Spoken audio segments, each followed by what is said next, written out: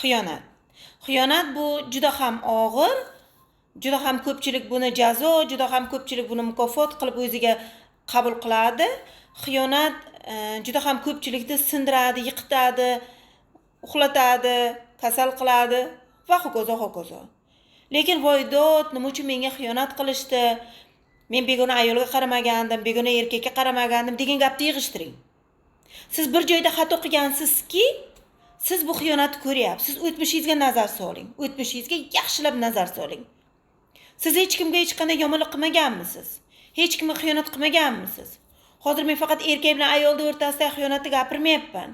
O'tmishda balkim opayingiz, akayingiz, singlingiz, ammangiz, xolangiz, qarindosh urug'ingiz, qo'shningiz kimga bo'lsa ham siz ham xiyonat qilgandirsizki, sizga mana shu xiyonat qaytib kelyapti.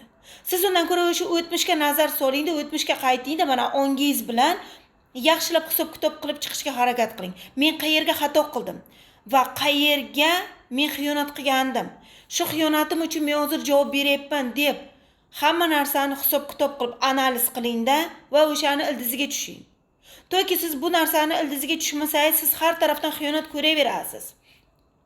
Ayolingizdan, turmush o'rtog'ingizdan, farzandingizdan, qo'shningizdan, amakingizdan, opa-singil aka-ukalaringizdan siz xiyonat ko'raverasiz.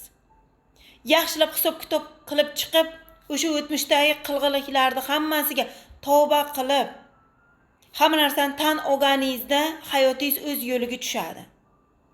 Agar siz bu ishlarni qilmasangiz, bu yanada boshqa avloddan avlodga o'taveradi.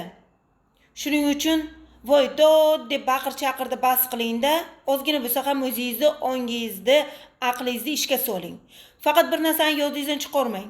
Biz bu yer yuziga keldikmi? Har bir qo'ygan qadamimiz uchun javob beramiz. Har bir gapirgan gapimiz, so'zimiz uchun javob beramiz. Shuning uchun o'ylab qadamingizni bosing va o'ylab gapingizni gapiring.